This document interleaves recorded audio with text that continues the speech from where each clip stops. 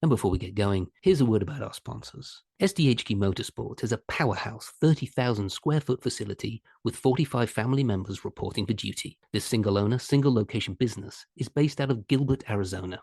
It can handle anything from a hot rod, daily driver, pre-runner, race vehicle, half-track or Kugelwagen, or just about any other project you need help with. Their skilled staff with hundreds of years of combined experience eats, sleeps, and breathes performance. So go check them out at sdhqmotorsports.com or check them out on Insta at sdhqmotorsports.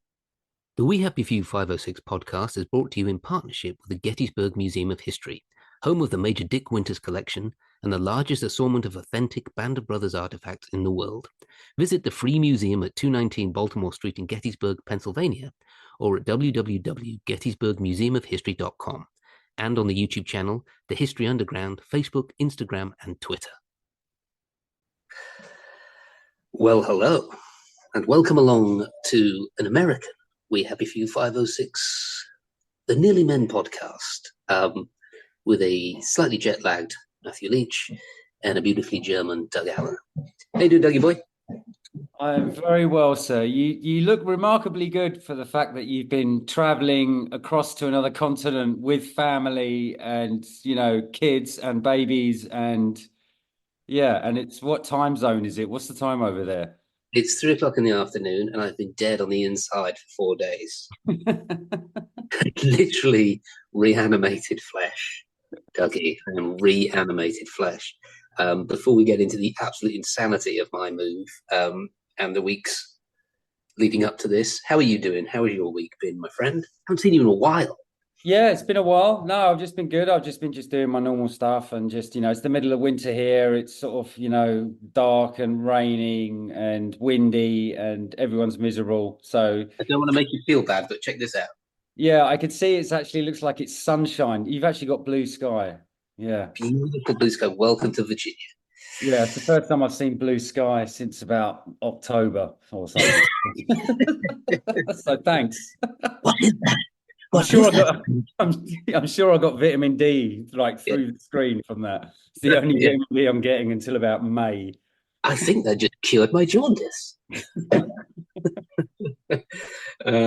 what have you been up to? Your processes and everything. How's that? Is it coming to an end? Yeah, soon in the next. It's been dragged out a little bit because of the doctors, but yeah, good. It's the end is in sight and everything else is going well. Yeah, it's good. I'm getting there. Feel good. So won't be too long before I can rejoin the mess of regular life, I guess. And but tell us about the Bastogne trip with the wonderful Robin, because the photos, Leighton was just moaning.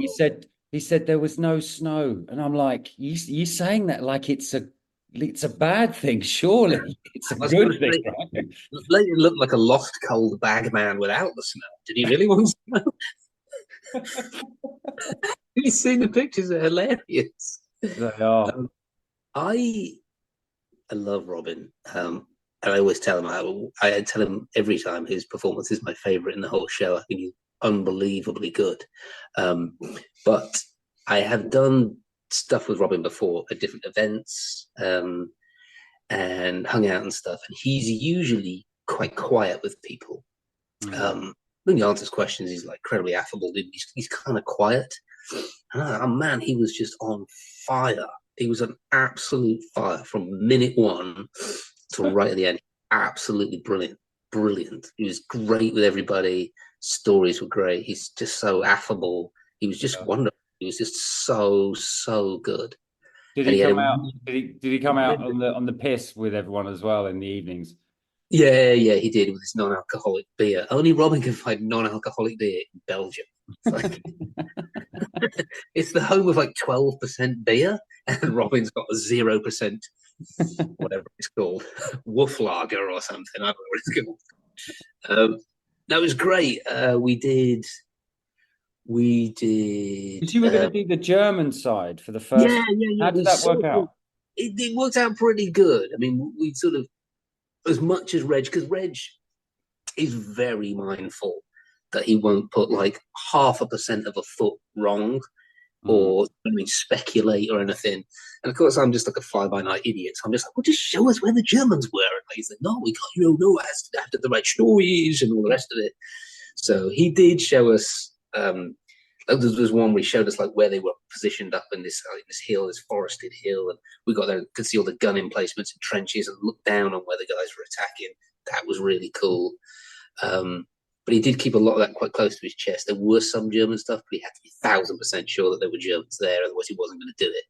Okay. But he did some all funky new stuff on the first day that I'd never seen before. That included sort of German positions.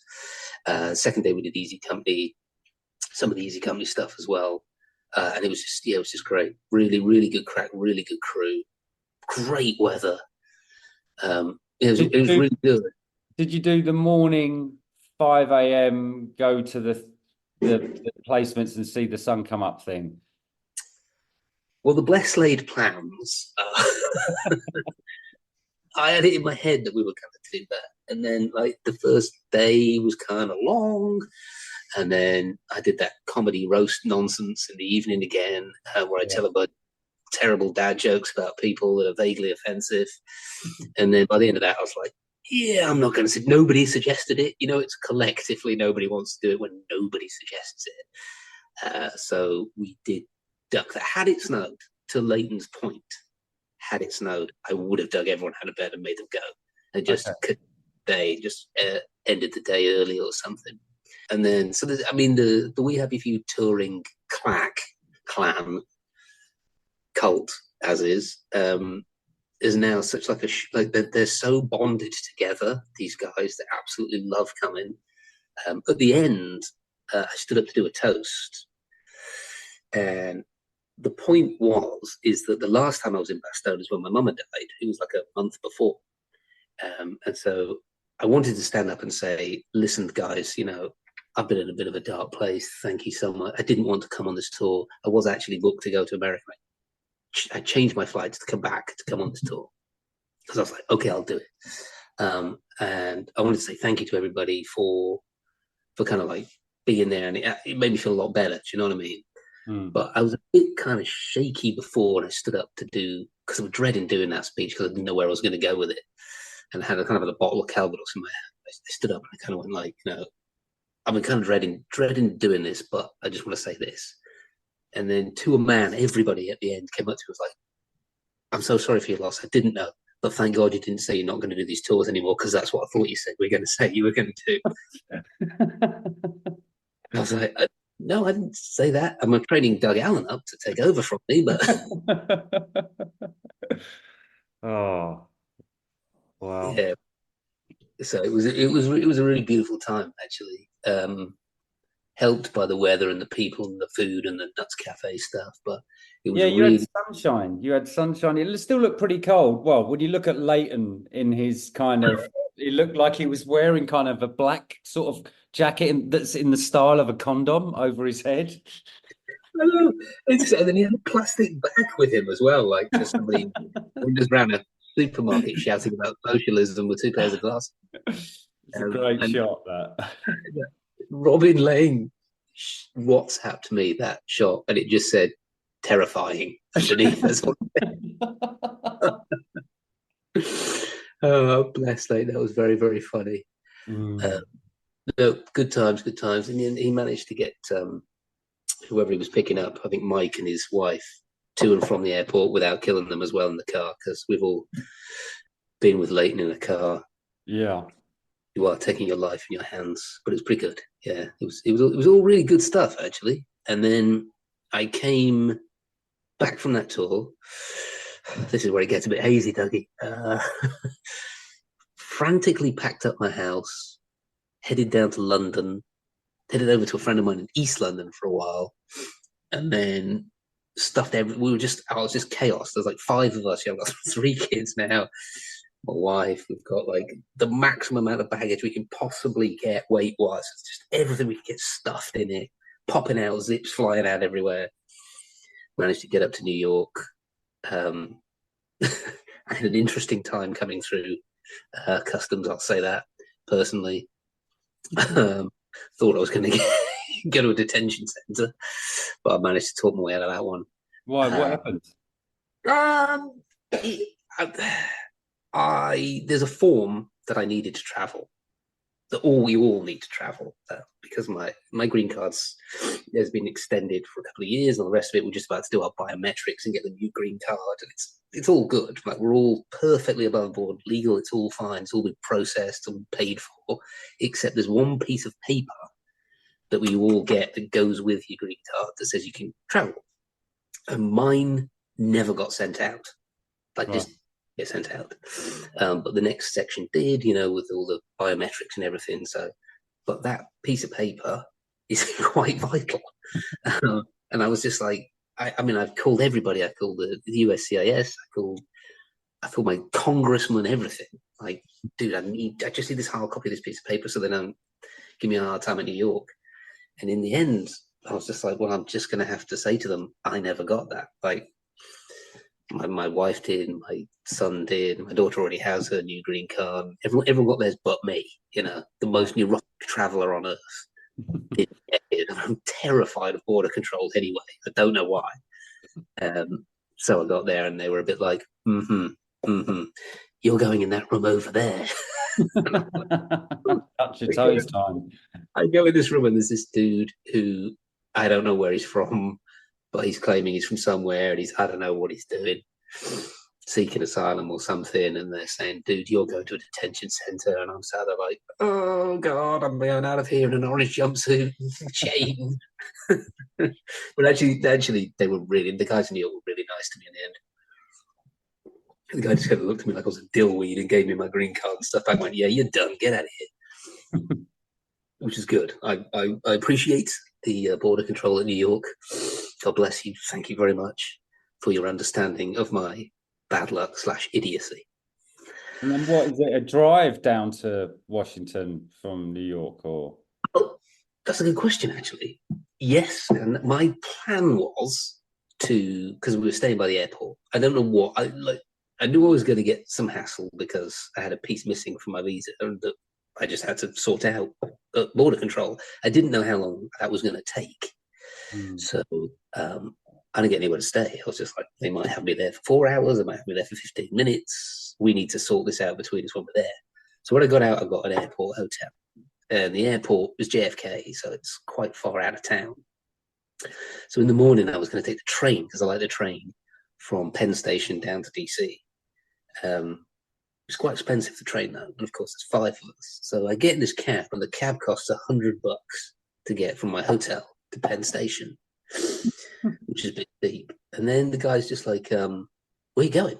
And I was like, "Going just like near DC, place called Alexandria." He's like, "Okay, I'll drive you."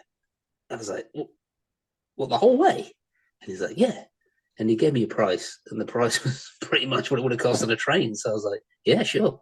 So I basically got a cab from New York to DC right to my door. What kind of music was he playing? He wasn't. He was just commentating on things that perhaps he thought I'd never seen. And I was like, yeah, I kind of live here, but okay, you can keep pointing out things in New Jersey and all that stuff. No, he was a very sweet man. He was very, very cool. But he didn't play any music. But was cool because my little baby son slept the entire way. Wow. Which was amazing. Thanks. And my little daughter didn't complain too much the entire way, which is also amazing.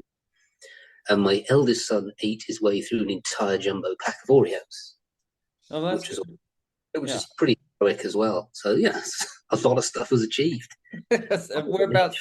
Whereabouts are you now then? So you in what is this, a rented house that you found, or are you No, this is my buddy's house. This is where I sort of live, basically. He's got this big old house.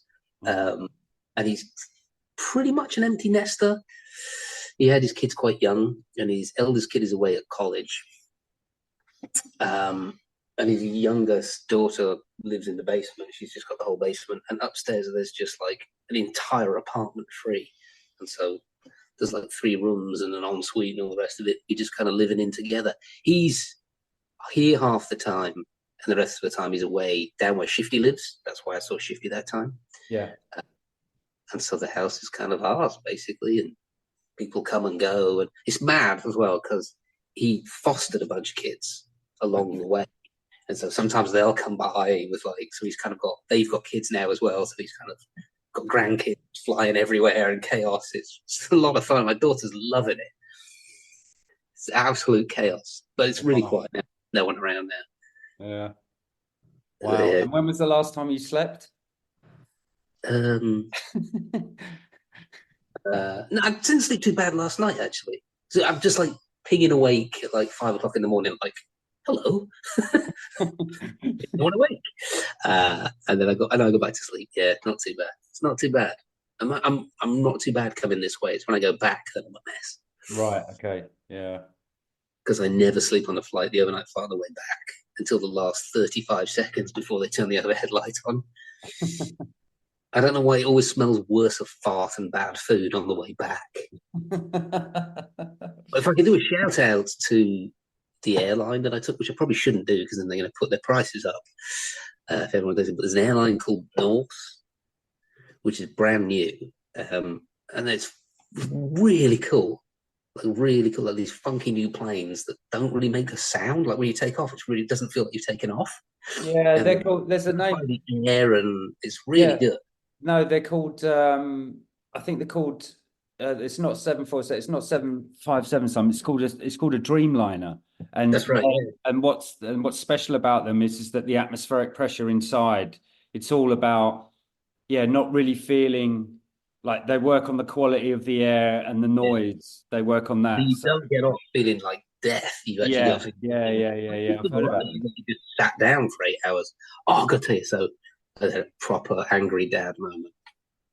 So my kids were behaving really well on this flight, but I could hear this kid just screaming for about an hour, screaming. I'm like, I'm trying not to because kids scream. There's nothing you can do about it. Some of them don't like the pressure on their ears or whatever.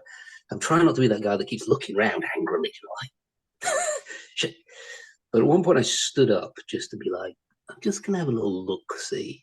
And I look up, and it looks like someone from a horror film, right? There's this little kid who must have been 2.5, sat in their chair, who looked petrified, screaming and screaming, looked like he didn't know where he was or what was happening. He was terrified. And Yeah. his dad, or whoever was looking after him, was just black out asleep next to him. I don't know if he's like taking sleeping pills or something. He's just blacked out completely while this kid was just screaming. And this fella says to me, he's like, I don't know who's looking after that kid. Like, it feels like he's just been left on the plane. Like, maybe they left him on the other flight. So I just lost my temper at one point, went storming up and just shook this dude away. Shook him as hard as I could. He goes, what? I was like, your kid's distressed. Your kid's been distressed for the last hour. Wake up. And then I may have made some type of slur about his weight at the end of that sentence as well, but I don't want to repeat it. Yeah. Here it comes. Here he goes, mate. Here he goes. So, yeah, don't feel particularly good about that, but I did wake him up. And was there a confrontation or did he just go, oh, okay, yeah. He was utterly useless. I don't think he had any food, drink, or anything for this kid. It was the weirdest setup. I don't think he'd ever looked after a kid before. I don't think it was his. I have no idea. Yeah, it sounds like he definitely took sleeping tablets. Yeah, Because if you're sleeping next to a crying baby, like that's a deep sleep. Yeah, like not just crying, like screaming, like a 2.5-year-old, not a little mewling baby. Like, yeah. This was just like one of those ones that goes straight through your eye and you like can't think straight. And he's just like, and I don't know whether it was the screaming baby or the jealousy that he was asleep, but I had to wake him up, so I did. Yeah, a combination of both. An abdication of duties, It's just kind of like, I think that would have been the one that pissed me off, is like your kids screaming, screwing off the rest of the plane, clearly in distress while you're dreaming of, I don't know what he's dreaming of, flying Twinkies into a, Exactly. Having a second plane. breakfast by the look of it. Exactly. The world has two breakfasts. Oh dear. Yeah. I had a friend of mine came and visited me the other week, which was good fun. Oh, yeah. Yeah, a mate of mine, Paul, who lives out in Bristol now.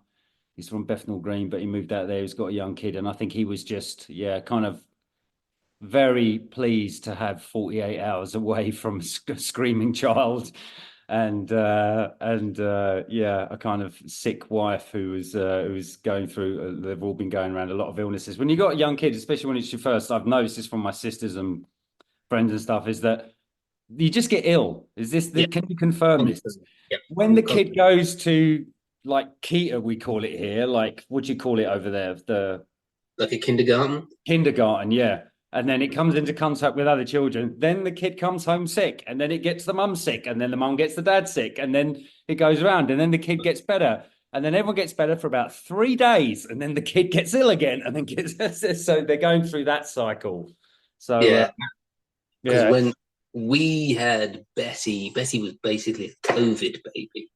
So for about the first 18 months of her life, maybe 2 years on and off, she was locked down. And then when she went to mm, the like wherever it is, kindergarten for the first year, oh my gosh, yeah, I think she was sick 97% of the time, and it yeah, was just that happened to Kristen and Elnis, my friends here with their kid, and it was because the kid hadn't been in contact with any humans, not picking up the germ cycle that they normally do. And he was sick for like 18 months yeah, permanently with they were good. Yeah. various ailments. Uh, well, Yeah. this is just like if she gets ill one more time, one more time, I'm just gonna go on a rampage and utter. I'm gonna put him on a plane with a strange man and say it's your responsibility and give him a sleeping pill. Yeah, exactly. Mate, can you just look after my baby when I go to the toilet? Yeah. I'm not getting on the flight. What? What? What? Hang on a second, mate. What? Just run out of the plane before they close the gate. Yeah, it weren't me. You won a prize. Your flight to New York has been paid for. But Yeah. this guy Yeah. next It's a this run. return ticket. I mean, not expecting my son back for 36 hours. Just go to an airport hotel and sleep, and then wait until the return flight lands to just get the kid back. It sort of did look that way, actually. Now it makes perfect sense. Yeah. Now it makes perfect sense. Sick, everyone's sick. Put the kid on a flight. Yeah. Makes perfect sense. Have you seen any of the Masters of the Air? I haven't actually. I'm saving it up because they're doing 2 episodes a week. They're releasing it at the minute, and Yeah. I'm gonna watch the whole thing. Have you been watching it? No, I'm doing the same thing, except like we're starting to get the cast members on as guests. Yeah, I think we better do it. Yeah, good point. Well, I'm glad you mentioned that. Yeah. Yeah, Yeah. we should do this yeah, for just Yeah. out of respect, essentially. We don't have some random dude on going, yeah, so what do you do? But your dad's a plumber, is this correct? Yes. Yeah. I Yeah. want to No, call we you should, Bernie. but have you? But obviously, like with the Instagram and everyone's having an opinion on it, and everyone's writing really long opinions on it. Have you noticed this? They'll Yeah. post a still, and then their comments are like 15 pages long, and it seems quite mixed. It seems quite mixed. What do you think what are the main issues you come across or main comments if you've read any? I don't know actually. It does seem Hollywood. It does seem like everyone is very good looking and very Hollywood. That's my major issue with it. Is it just looks like everyone's super super good looking, Because with we fresh were, face and everything.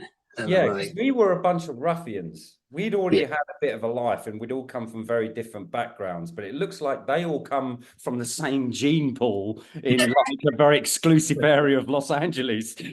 yeah, bred for the task. I think the first couple of episodes, I think people might have been like not indifferent, but they were like, yeah, it's good, but it's you know what I mean. And then I think from what I've read, the third episode is mind blowing. Okay. Like it's like super crazy intense, and everyone's just like, all right, yeah, I've just watched the third. That's what I'm picking up from socials is that I've just watched the third episode. I'm saying this as well because I think the guest we've got coming on is in the third episode. Yeah. Um, third episode is just absolutely mind blowing. And then the fourth episode, I think, is entitled "Escape and Evasion" or something like that. So I think it might follow up our crashed crew, and I Yeah. think that's the one I might have auditioned for as well. So it'd be really funny if the dude comes on, the dude got the part that I auditioned for, and I'm just going to again, yeah, right, yeah, I could have done that. Just whatever, whatever. I just wasn't as good as you. Yeah. I didn't know this because did you know that John Orloff wrote the whole thing? I didn't know. I Yeah, didn't. he basically wrote every episode. Wow. I mean, there's a couple of story buys in it, so a couple of other writers have done the story for it, but that's an insane amount of work.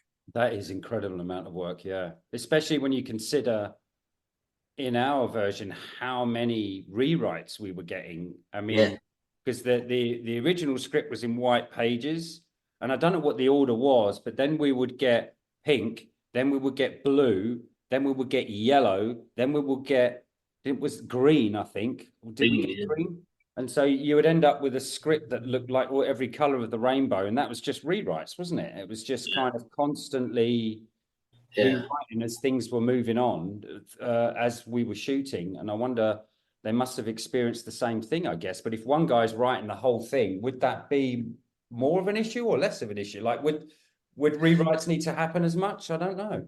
I don't know. It's an interesting one. Two things. One, me and Leighton took John Orloff and Graham Yost actually out to lunch because we did an interview with them, and it was at the time I think that they were filming Masters.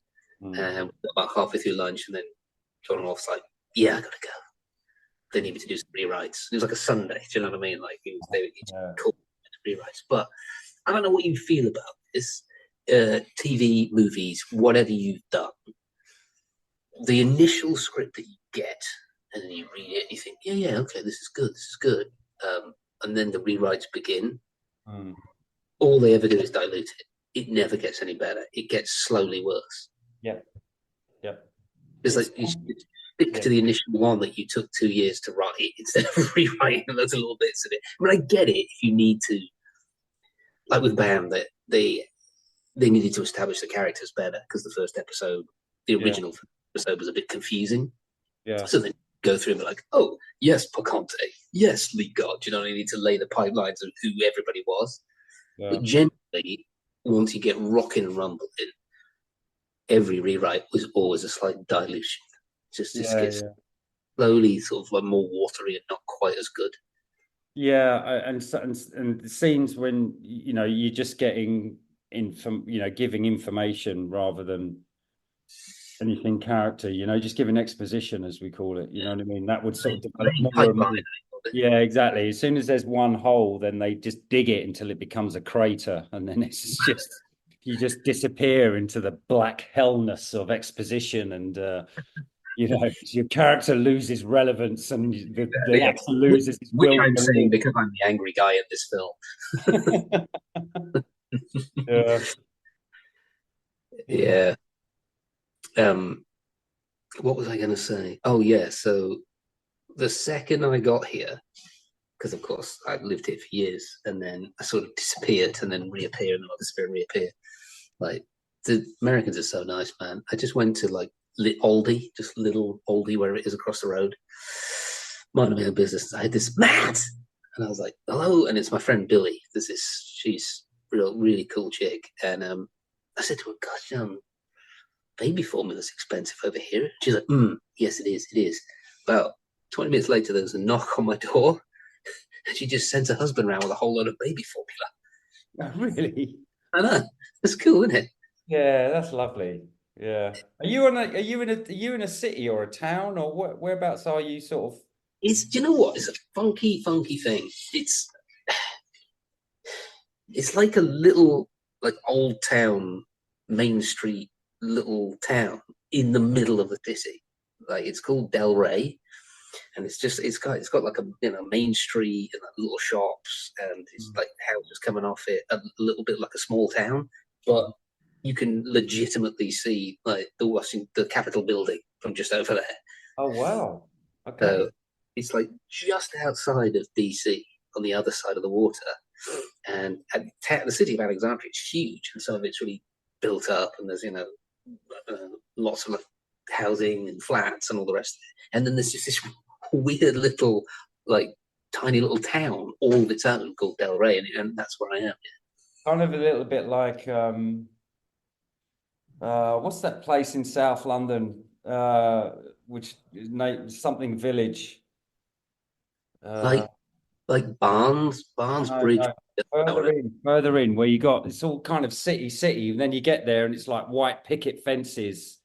Um, Dulwich Village.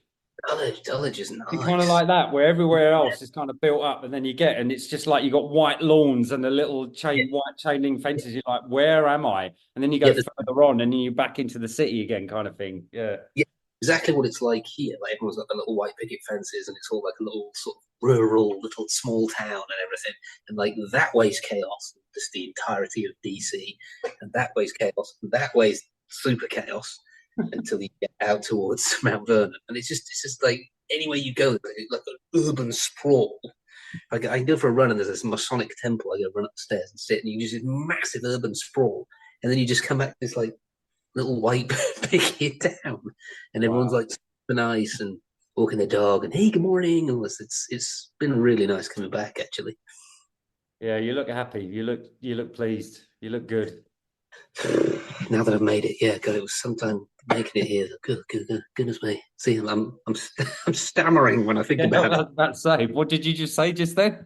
I'm sure you were trying to communicate, but I'm not sure with another human. I'm gonna, I'm What? gonna, I'm gonna tap and wink like the butterfly in the bell jar. Okay.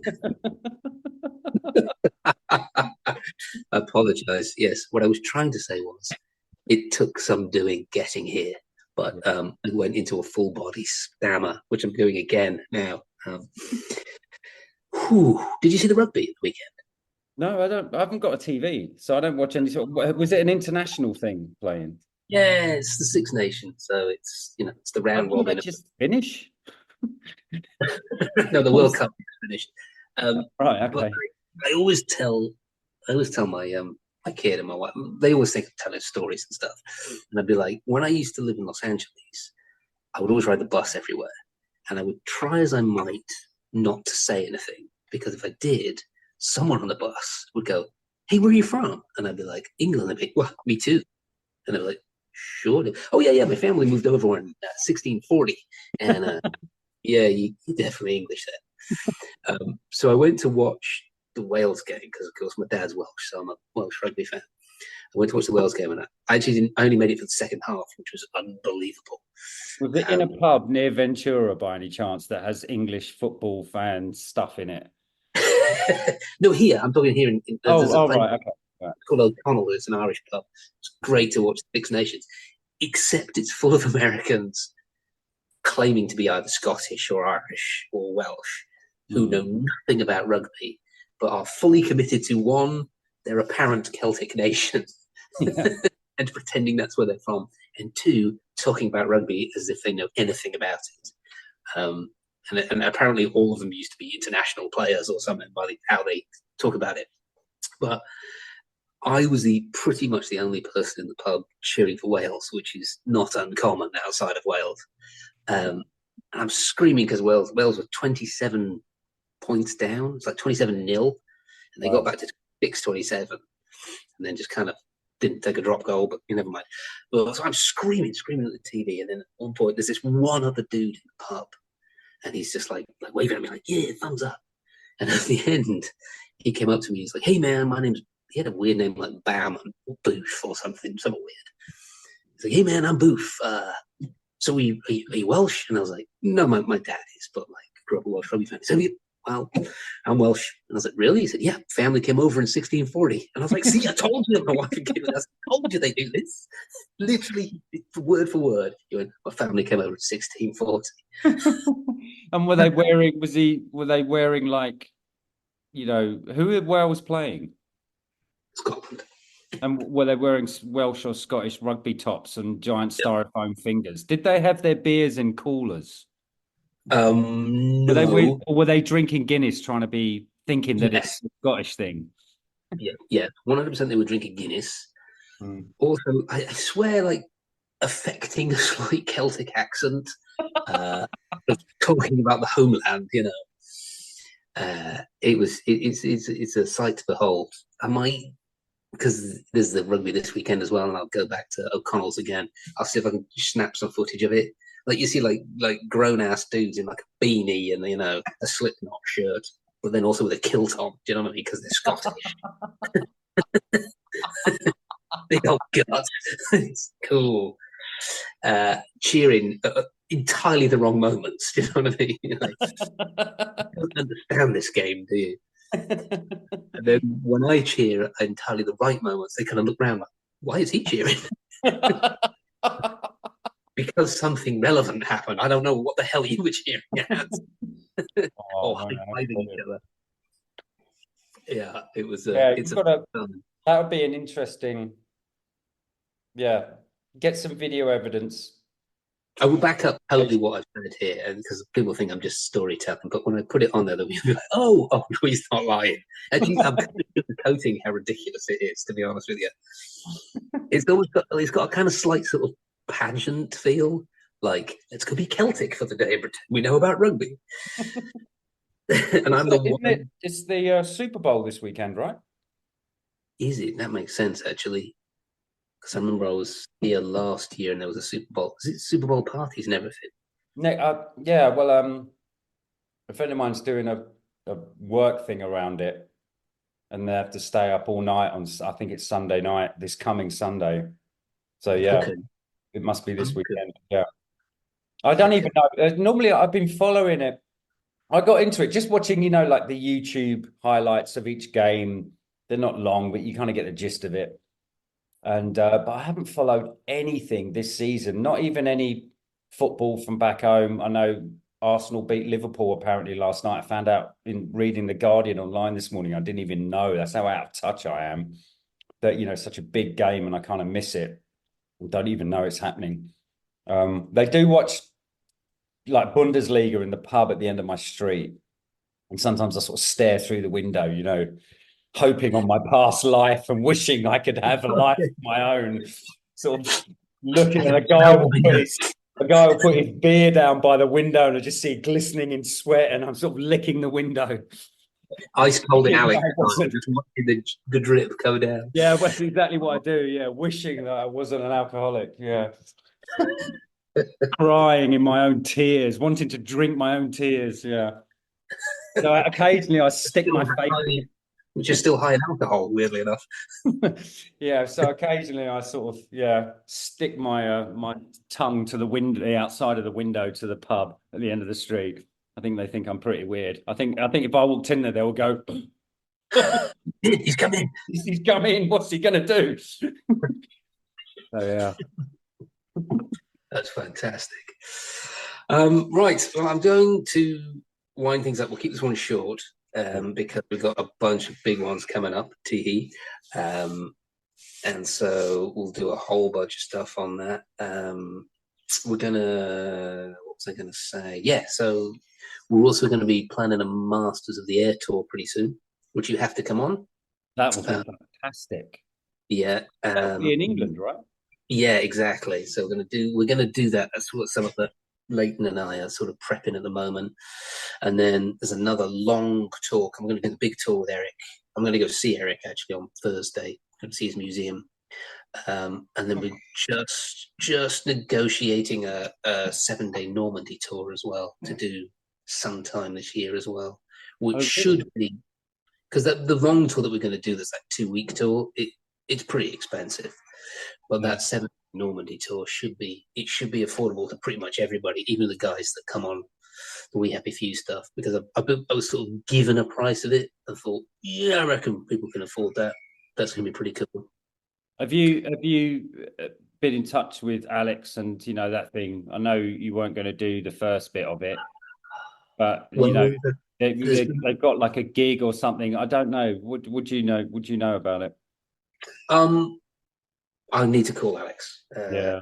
There's one of the major players behind it, Sean Lockhead, and he he was on our tour in Bastogne, and he just spent like 72 hours nagging me to do it. And he says, like, you got to do it, buddy. You got to do it. You got to do it. And I was like, I don't know, man. I'm old as balls. I want to throw myself out of a Yeah, plane. I mean, I sort of, yeah, because initially I kind of jumped on because I was supposed to be this whole treatment thing that I've been doing was supposed to finish like actually this week.